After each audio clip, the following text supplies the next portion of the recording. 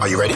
We are live on the mic with our host DJ Deuce and Bamboo Bam. Bam! Let's get this show started. Yo, what's up? We're live on the mic. I'm your host, DJ Deuce. The guy next to me is my co-host, Bamboo. But we have a special guest today, hip-hop artist Carlito Black. What's up, Carlito? What's the word? What's going on? Man, you know what? Over here, I can't complain. We actually have nice weather here at the end of October. So, you know what I mean? After this interview, I'm going to try and catch a bit of sun. So things are good this weekend for me, man.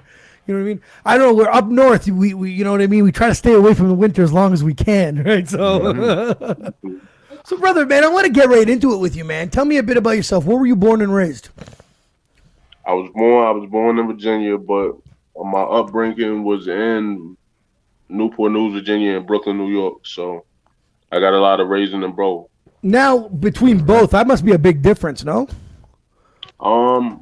Yeah, because as far as like lingos and areas and projects and all that, both was pretty rough areas, but the roughness was different. If you hear what I'm saying, I feel you, man.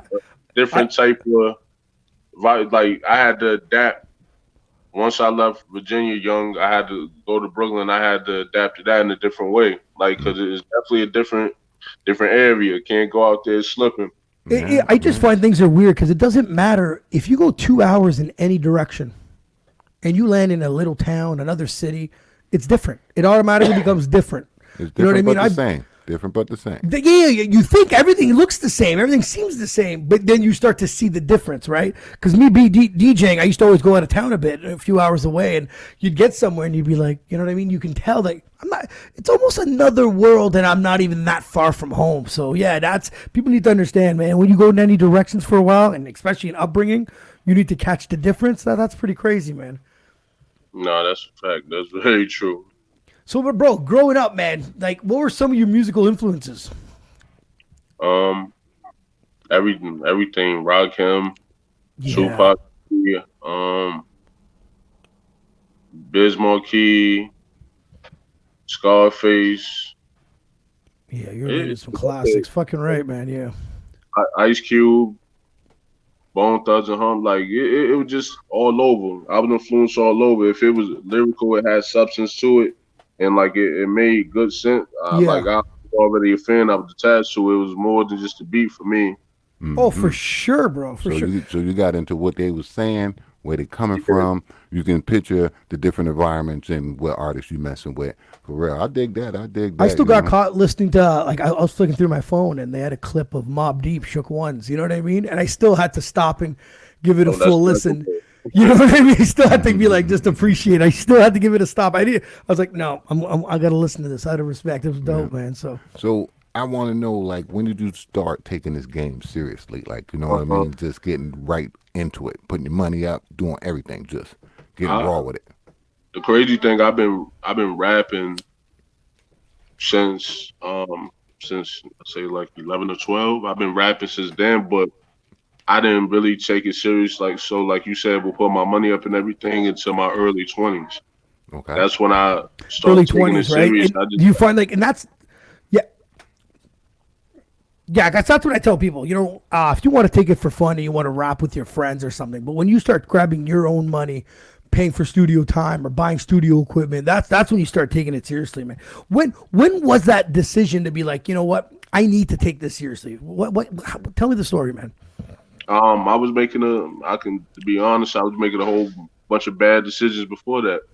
And I was in the streets, I was doing things like that, and it's like I'm living and doing things that don't really give my life any purpose. And if I keep traveling down this route, I'm gonna end up dead or locked up. So it's just like I gotta make a change. And I always loved music. I always loved it, was a fan of it, and just to be somebody that could do music, it was like it was very major to me. So I always had people say, yo, you need to stop BSing and do music. Good like call.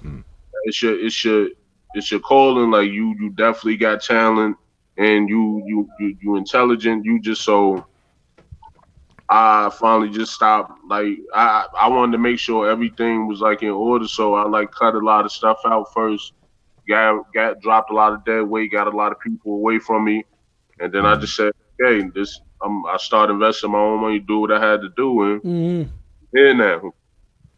Nice. It's funny he brings up the dead weight, man. That's in any type of game. Yeah, it Trust usually me, happens man. that way. Usually Yeah, happens you that get way. you need no offense You know? to well, or offense. I don't know. Take it how you want.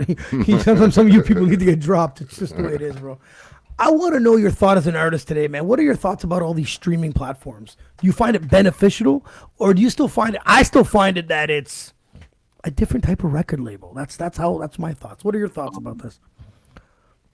It's good as far as like putting the music out there, but Yeah. at the end of the day, I look at it in a sense as it is a record label because you got these agreements you gotta agree to. You gotta pay a fee. They go through your music before they actually put it out there. So pretty much it's just a label thing. It's just like kind of without sitting in the offices and the meetings and all that stuff like Yeah. that. So I really do look at them at labels still.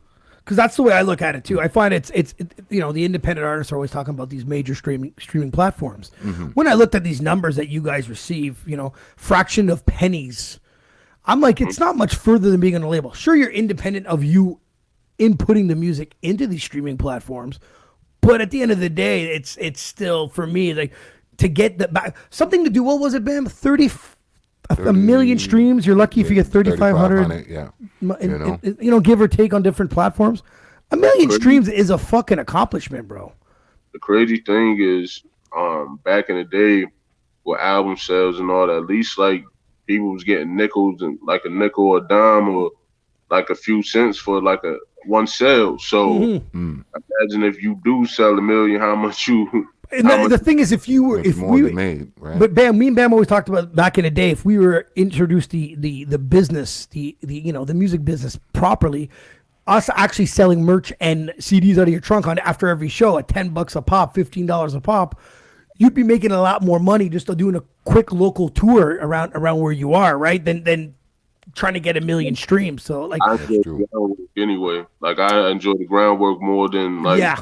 Don't get me wrong, the internet is cool or whatever, but I enjoy the groundwork because I feel like your success is better when you're actually out there and people can see what you're doing and you interacting with people or whatever they compared to being behind a screen and nobody knows what you like really got going on, your type of kids or whatever. Oh yeah. Dig it.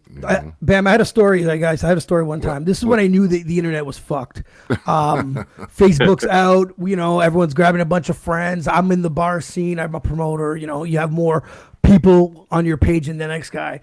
And there was this young artist, and he threw his track right on my page. And I go, well, what the fuck you doing? Like, why? I'm using my page for my shit. What are you doing? And he said he was promoting. Oh. And I'm like, and we're just talking, he's just talking hand-to-hand combat, being out there doing the groundwork, and this kid's Just eating bombarding potato your chips shit. on his couch, grabbing his YouTube link and throwing it on my shit. You know what I mean? I was so offended by being, from the old school of like, this isn't promoting. You just got lazy. And he didn't even ask you. If No, you he could didn't put ask that me. All right, see, that's You didn't ask me. That's crazy. That's when I found out where the block button was, man. I discovered it real quick, bro. So, Black, what's the best piece of advice another artist ever gave you? Just stay focused, stay locked in.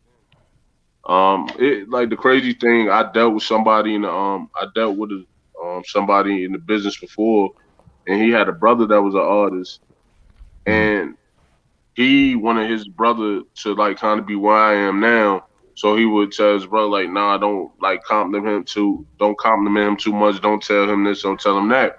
So his brother was like, "Forget that." His brother pulled me to the side, was like, "Yo, bro, you better than me."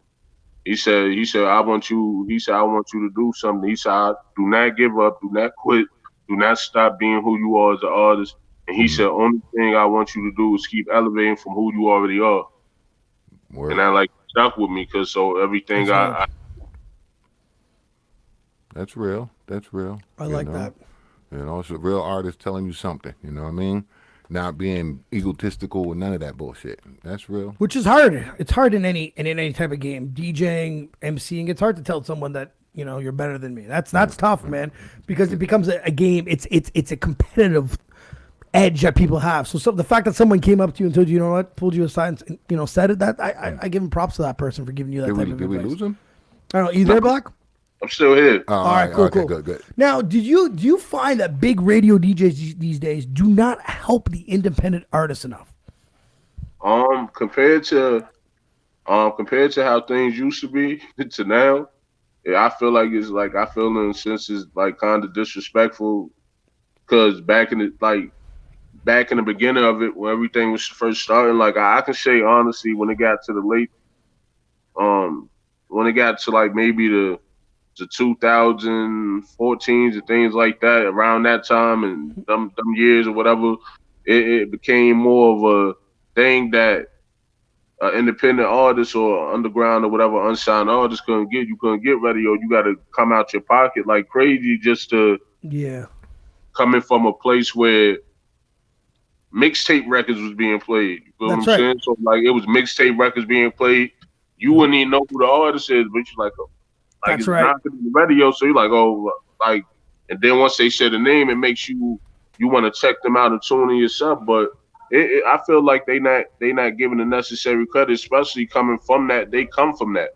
I know. So I feel like how you come from it, and then you switch up on it. Mm-hmm. I dig it. It's hand in hand. It goes hand in hand. Like the DJ need the artist Mm-hmm. need the DJ. You see what I'm saying? So they both got to coexist, right? Bam, the problem I have today is because me and Bam have a billion arguments and discussions about these being independent all the time.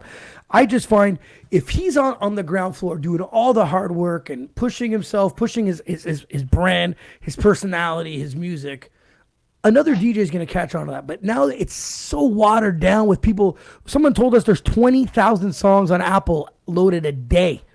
20,000. And you don't need to be very motivated to upload it onto Apple or Spotify or DistroKid, whatever the case may be. You just press a fucking button, upload, watch some TV, and you're good to go. But it's hard to get noticed now. And I find DJs, instead of them doing the work to see who stands out, because back in the day, the independent artist is the one that needed to stick out with mixtapes and, doing the groundwork. Now it's just like they kind of gave up on it instead of them taking a good listen to it and at least bring. All they need to do is, without people, there is no fucking big time radio DJs. No disrespect to the new generation of artists these days, because I'm a part of that. I'm like in the midst of, I'm in the middle. Yeah, I feel like I bridge the gap, but at the same time, it's like majority of these new artists, like these new generation artists, if you put them in a room with the ones that was before them, like the Nas's, the Jay-Z's, and the Lloyd Banks, like. You talking about people that have substance in their song that have flow, wordplay, punchlines, and everything like that. It ain't nothing wrong with the game, with the game changing, but at the same time, don't lose what made the game so great in the first place. And I feel like the whole hip hop culture is just like now just a whole smoke and mirror with a whole bunch of circus acts and all that stuff like that. And it's hard for people to take it serious now. True. It's true. Because you don't know what the hell you're getting. Here's a circus act, man. Yeah, I know, right? It's hard to keep these guys in line when it's just motherfuckers jumping off of this and motherfuckers wearing fucking makeup, niggas running around with fingernails painted. Like, what the fuck is going on? See, he get it. It don't make no fucking sense, right? You know what I mean? But is it supposed to make sense to us old guys? Honestly, yeah. Maybe that's what's good. When us old guys go, it doesn't make sense. Maybe they have something going on, bro. Anyways, Carlito, man, tell me more. You have a track called "Look What You Made Me Do," right? Tell me more about that track. I want to know from the beginning, the process, the thought process. What's the track about? "Look What You Made Me Do" is pretty much like an intro track on the my "Look What You Made Me Do" album. And every project I created since I've been an artist has always been behind a storyline. There always was a reason for it. And that just happened to be a track where it was a lot of hate and doubt going on just for the love and the buzz and the support I had. Like I experienced a lot of hate, and it wasn't like the hate was coming from strangers. So it was a lot of doubt and a lot of people telling me, you're not going to be able to do this, you're not going to be able to do that. And then once the bill, I done been on magazines, I done been on billboards, so it's like now I can look with a smile and say, look what you made me do. Like I that love hate it, man. inspired and motivate me to do that. Why do people do that, bro? Why do people say you can't do that? Why? I think they just straight up jealous. They mad that they can't do what you do. You know what I mean? Not everybody can do the same thing. You know, simple and That's plain. You know. what it is. What the world based off these days. Like nobody don't want to see somebody succeed. They want to have a reason to hate on you. And what better way to do it than, oh, let me watch them go from the bottom and rise to that top level. Then I'm gonna start hating them. And then I'm gonna Because when start, you yeah. stuck, it's funny how it's funny how you can be stuck at the bottom. You hear none of this. You don't hear the hate. You don't hear none of that. You hear, yeah, you got it. You can do it. But the moment you succeed their expectations is the moment all that hate start. Oh, they think they this or why they doing that? You ain't gonna get no further. Like it's crazy. That's crazy. Them people. That's every game, man. That's even in our own podcast game, bro. Trust me, it's everything. Everything we do, Bam with music. You must have heard it too, bro. You hear it all the time. You know, people sit there, they act like they behind you, but you know, there's two types of people that are in the game. The people that listen to that bullshit, and the people that strive off that bullshit. You know what I mean? I think if everyone gave me a pat on the back and told me I was great, I think I'd suck. Because I need that. I need that fuel. I need that. You know what I mean? You're not good or wasting your. I love that. That's even as a DJ. That's what fed me. You know what I mean? Yeah. I had some girl told me she's like, "You're never gonna DJ again." She was 100% wrong. Some people that say, "Oh, I don't like this song. I don't this. I don't that." And me, you know what? I make music for me. I make music because I love to. You understand what I'm saying? You can't diminish what I love. You know what I mean? If you like it or not, that's on you. You know, I don't make you like it. You know what I mean? I don't tell you, oh, you can't not like this song. You gotta like this song. I don't fucking hate on you. If you don't like it, you don't like it. You know what I mean? So just keep moving. You know, as far as I'm concerned, you know, when I'm sitting down creating that music, you wasn't Let's around. be real. To You grab wasn't around. any of your favorite artists, there's gonna be some tracks that you don't like of theirs. There's gonna be some that you like, and there's gonna be some that you love. So it doesn't matter. You got to be realistic. Very rare we grab a full album and love it from top to bottom. Very, very rare. And the ones that we love that we consider some of the top 5 albums of all time. But that's just the reality of it. Now, as an artist, just don't take it as personal, right? Like you just got to feed from it. But I like that. Look what you made me do. I love that. That's a great mindset, man. I like that. I want to know who are some of the producers you working with, bro? Othello Beats, Mo, Buck Road Beats, J Mello, Panic, Other Panic, GQ Beats. It's a very long list, and I have a connection with a few of them, like as far as personal connection. So that makes it dope when you actually can vibe with a producer, and they take your energy and they create off that. So it's definitely dope. The one big thing I take that with the game today is I found that it's easier to reach a producer. When me and Bam were in the music business years ago, we were talking to an old friend of ours that was a producer, and he produced our beats and shit. He we hit him like a little gem. Like when people are like, "Yo, where'd you get your beats from?" We're like, I don't know. You know what I mean? We didn't tell nobody, right? We just shut the fuck up. You know, you're not selling beats to anybody. But today, the tall black dude lived like 4 blocks down over there. yeah, you just point at anybody. But today, I find the options and the people and the access now. Like it's beautiful to have a beat sent to you over through an email, where before you used to get it on a hard copy. You know what I mean? You had to physically meet up with them, and then you didn't even know if he took the same beat and sold it again. That's a whole nother discussion, man. Well, back then, they had on. Growing up, I didn't hear you heard of Scott Storch and maybe a few producers when I was growing up, when I was young, and I'm like, so now being an artist myself and being the internet definitely switched the game up because you got so many that's from the YouTubes to the beat stars that you can find a producer. And I love it, man. For them, I give them props. And I love how they can structure their beat settlements and stuff like that, right? So it's pretty dope, man. So what is the biggest struggle today for being an artist, man, an independent artist? The hate. Really, huh? I'm not even gonna say just the hate. The level of how I'll say it's the way people look at artists and they literally unappreciate artists that should be at a certain place in the game. I feel like if you don't have a gimmick and you not doing stuff that catches the public eye, like as far as something negative, obviously, they don't want to. It's all about followers and views and all that stuff like that before they even tap into who you are as an artist. Yeah. And I feel like that's taken away from the game, whether you're a singer, whether you're a rapper, whether you do rock or whatever the case may be.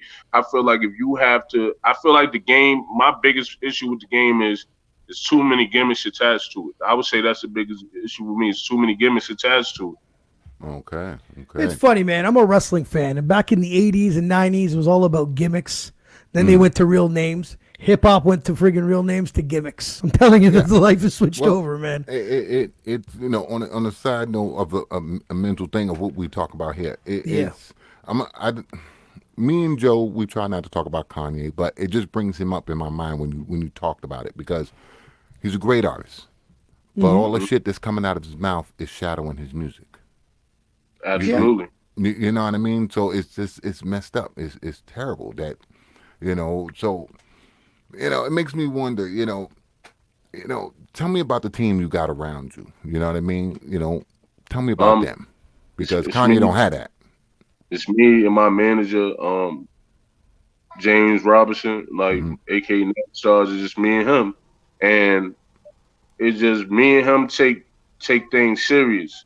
We think before we act, because me and him suffer from mental illness, both of us. So we know what to expect when we step out there, but at the same time, we don't want to draw negative attention to ourselves. And me being an artist, you got the whole world looking for you to do something crazy, or say something crazy, or try to go what they call the viral, whatever the case may be. So he'll like if which I don't really be trying to do. I don't do the gimmick thing at all. But if I was going to do something and he knew like, okay, that's not going to draw the attention you need, don't do it. And he'll break it down why he's saying that. He won't just say don't do it. He'll be like, come on, this is going to happen, and this is going to happen, and then it's going to be like, and you don't need that. So it's good, even if it's one. It's good to have somebody that has their common interest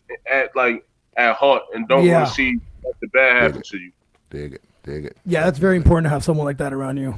I always tell people, if you've been around someone that said yes to you your whole life, get rid of that fucking person too, right? Can't have those yes men around you, man. Terrible. You were mentioning that being, struggling. The biggest struggle for independent artists is hate, and but how do you handle that? How, if you come out one day, you came out with a track, it's on YouTube, it's on Instagram, you get some, I don't know, stupid comments. How do you handle that?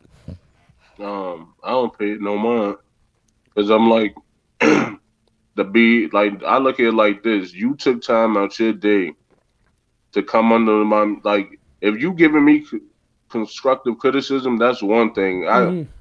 I enjoy that. But if you gonna just come under my videos or one of my songs and you just say something that don't make sense because you trying to hit a nerve, I'ma just laugh at you. Pretty much that comes with the inspiration and motivation. You took time out your day.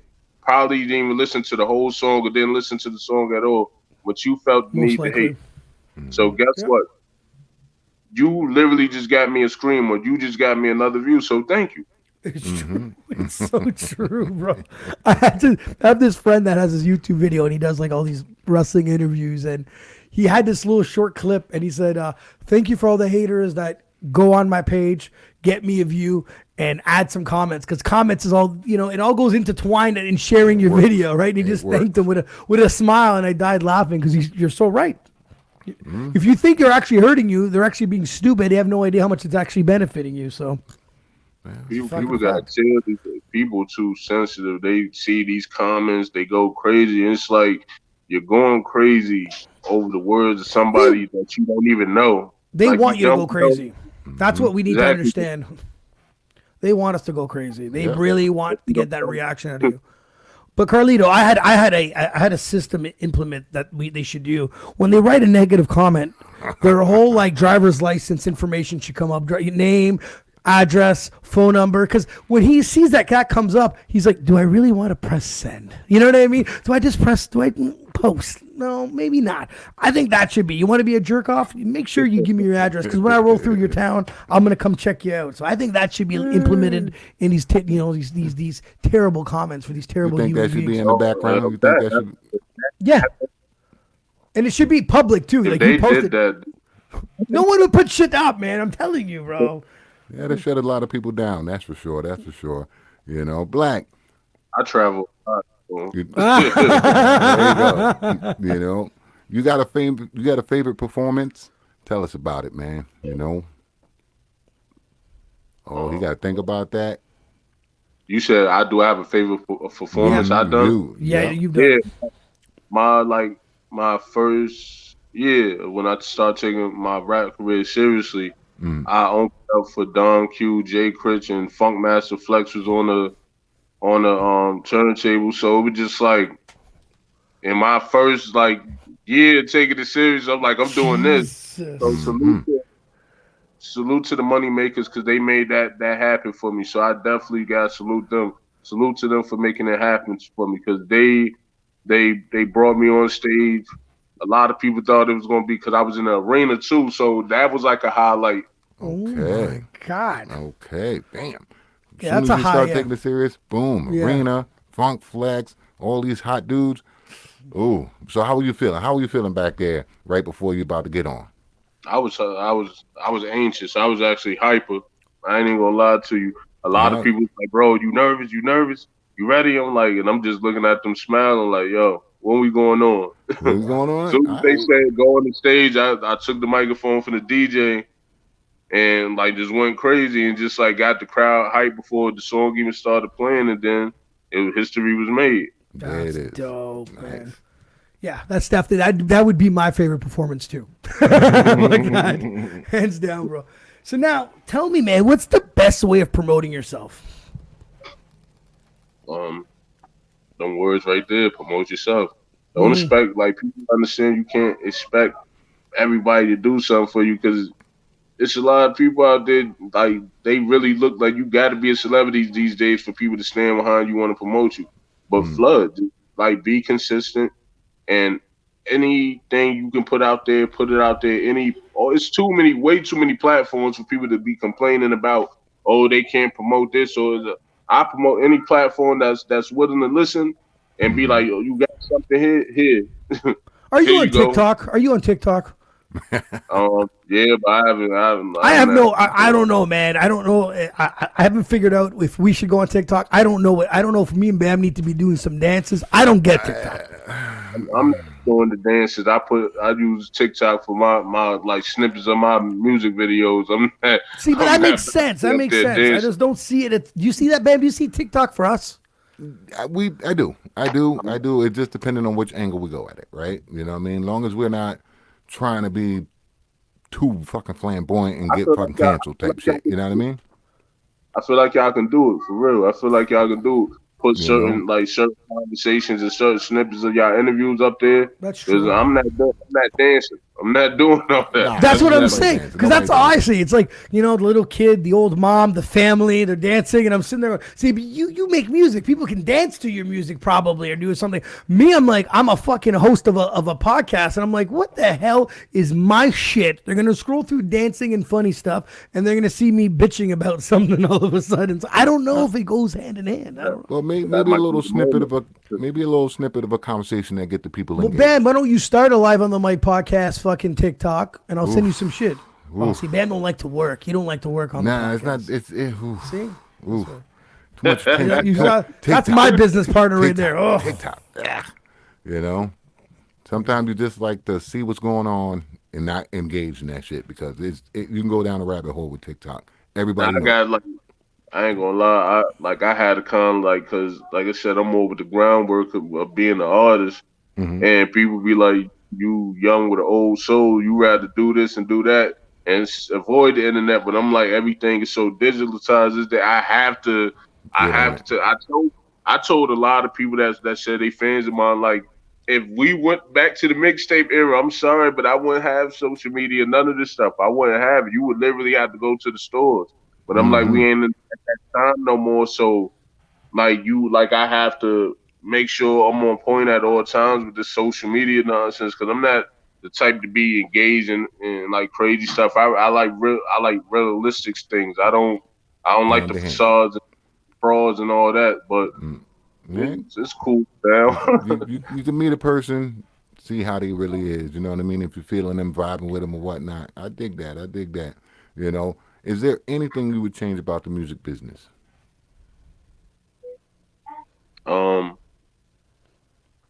Just make people work and like you gotta like change, make hip hop again, like make it real again.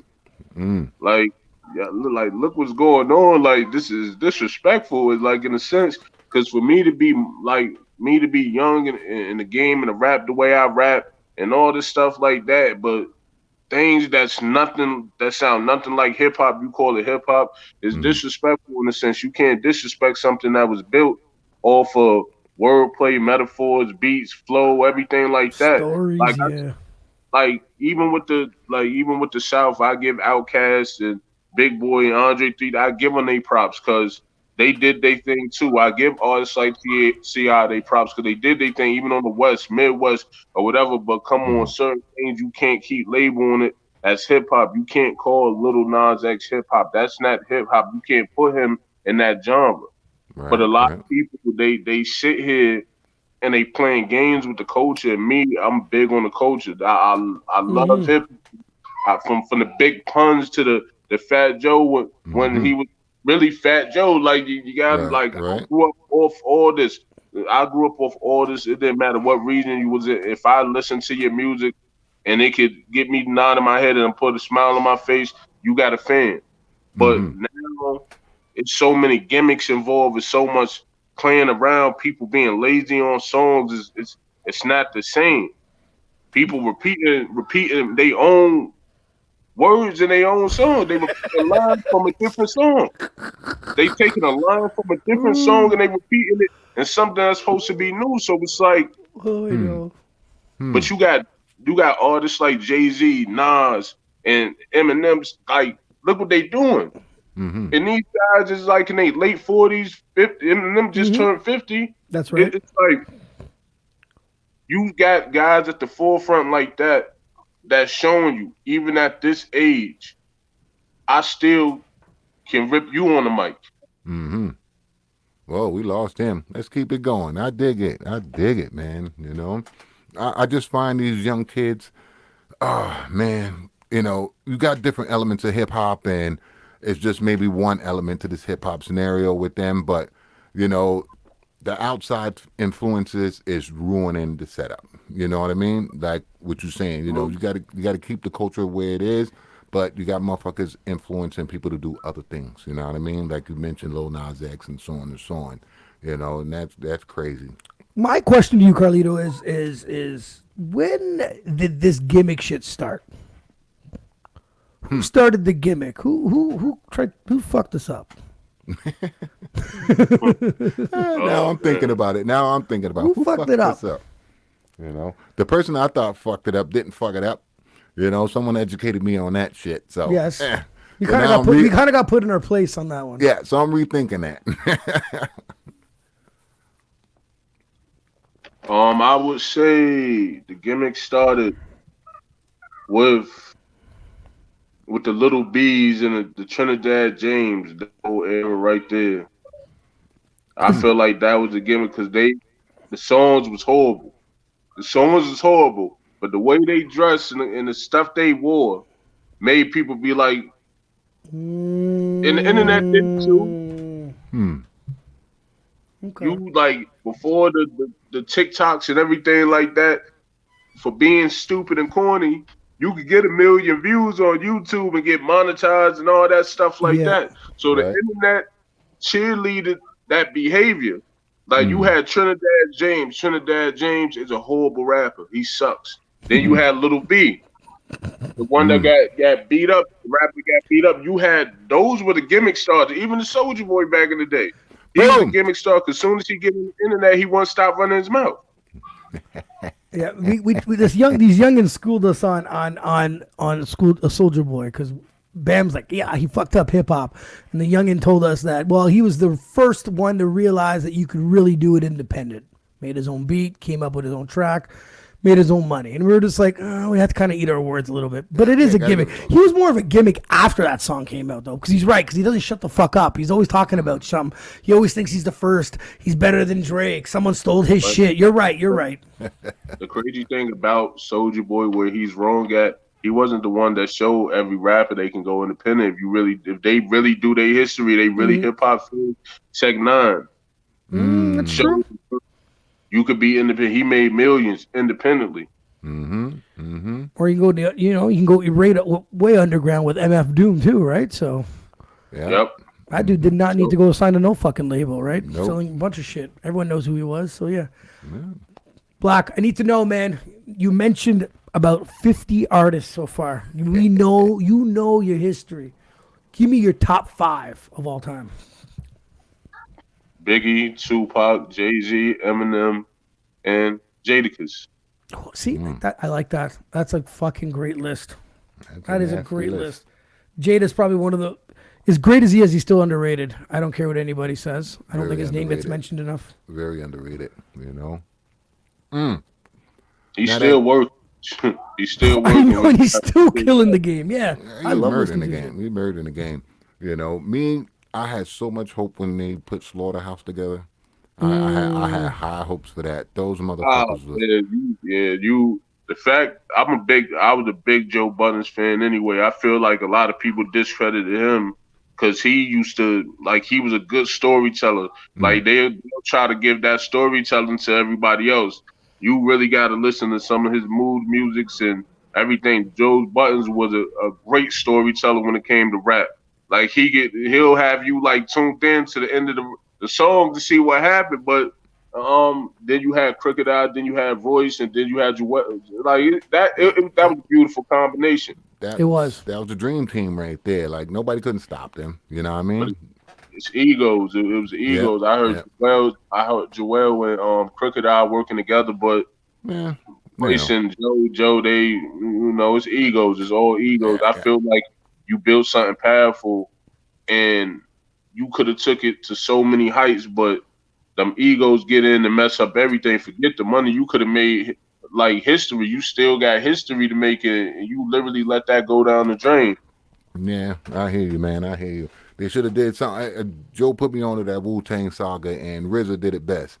He kept them all as a group on one side, and then let them all run as independent artists on the other. And that's what kept them together all this time. You know what I mean? I think that was the most important part about that, That's fucking crazy. Wow. So what advice you'll give any of these young MCs coming up in the game today? Block out all the BS. Stay consistent. Keep working. Make yourself a priority. Keep all negative energy and bad entities away from you. Word. Focus on the main thing that's at hand, success. Never let the goal of success slip your mind. Do not let it get out your grasp, and don't let nothing or someone stop you from obtaining that. Yeah, I feel that, brother. Now, things have opened up, man. We've been trapped for a few years with COVID with all that bullshit. Now, like, things have opened up for you. Like, what's next for you? Do you have any big things going on for you, man? Recently, my record, Brownsville Harmons, featuring Stuck B, was played on Shade 45, which was big for me because I'm an Eminem fan. So salute to them for that. Nice. I'm ending the year of 2022 off with 2 EPs. One is called Real Trench Baby. The other is called Emotions of a Gemini. I'm dropping those before the year is over. I'm just keep elevating. Like, I feel like my whole career is just gonna be a major thing because I'm not settling. I'm going to just keep elevating. Okay. I like that, man. I heard him mention Best Die. Brownsville. Where you at? Best Die, Brooklyn. In Best Die. Okay. Definitely. Okay. I'm from East Flatbush from the 90s over that side. You know what I mean? Crown Heights, all I that. know that's I'm from over there. That's where I grew up and raised that. Got shot up at. You know what I mean?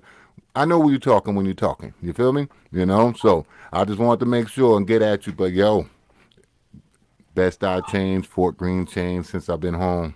You know what I mean? Yeah, It all changed up, that's, man, over the years. that's definitely changed. Good You know? God. Yeah, I know. But down by Fort Greene, they got that soul food restaurant. I don't know if you checked that out yet. Down over by the bridge. Nah, I'm gonna check. Nah, I'm gonna definitely check that out. Brownsville, I'll be out Brownsville more. Than I'd be out the style. Brownsville, they can't change that. They gonna have to do Mm.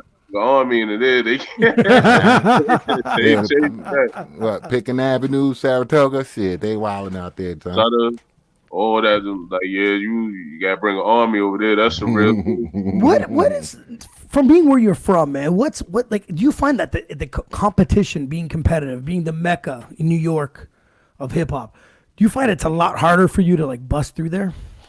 Not now. No. Not now. Like with the artists these days, not now. Like I'm really like a very like lyrical artist. I like can switch up the flow, wordplay. I got all that. I'm like all around artist. But like if you had put me in the era with the Lloyd Banks and the Cassidys and them Yeah. artists like Lloyd Banks and who else?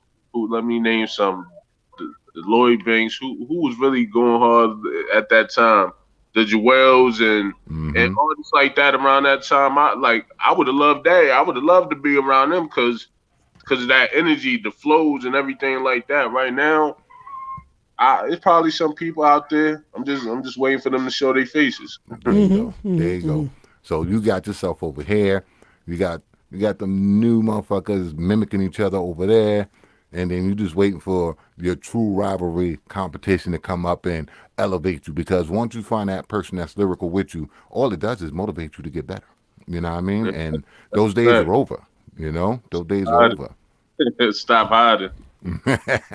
Now, I have to ask you this. You're a lyric. You know, I've listened to your music. You're a lyricist. When mumble rap came out, did that crush you? I felt like mumble rap was disrespectful. I'm like, what is Thank you. this? I'm like, this Thank is cool. And the thing that pissed me off was people would try to make up excuses for, oh, let it be, and you know it's a different form of. No, it's not. It's not nothing. It's like that's not real. That's not real music. Like, come on, you can't I didn't support it at all. Bro, I was DJing big still back when all this mumble. I had to like it pretty much retired me. Because I was so tired of saying no, I'm not playing that shit. No, and I was interviewing them, be like, why? Why is it good? And they couldn't tell me anything. Oh man, it fucked with me, man. I just need to know. That's why when I talk to a real lyricist, I need to know, like, was I fucking going crazy back then? Like, there was a period I was just like, everything evolves. Sports evolve. Look at athletes; they jump higher, they run faster. I thought rap and hip hop would have evolved lyrically, you know what I mean? And this was a form of like, I didn't know what the fuck happened. It's like they didn't even bother trying. The artists don't have control of that anymore. That's what happened. What do you mean? The outside influencers influence them to go that way. Oh, okay. You understand what I'm saying? Because a true lyricist would be like, I don't think so. You know what I mean? Like, try to get Snoop to do some other than gangster. You know what I mean? He's gonna look at you like you're fucking crazy. You know what I mean? I see what you're saying. People made it too much. They made it too much about the money. They made it about the money. Don't get me wrong. You do have a plan when it comes to promotional and everything like that, but that don't mean selling your soul in the process. And a lot of people that done that, they don't focus. They don't focus on the talent. They don't focus on none of that. And even if you have talent, I feel like it's way more than just having talent. Like, you really got to be bringing something to the forefront. And that's how I look at it. I'm like, if I'm going to go on the stage, I'm going to perform. I'm not going to just stand there rapping. I'm going to perform because I want you to feel my energy. Like, this is what I do. This is what I live for. Right. They done pretty much turned the rap game into like movies. Yep.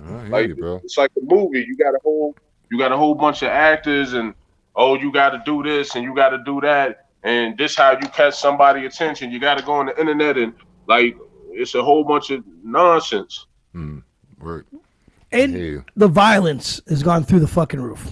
Let's be real. Too many young rappers getting shot, dying, getting killed. It's insane.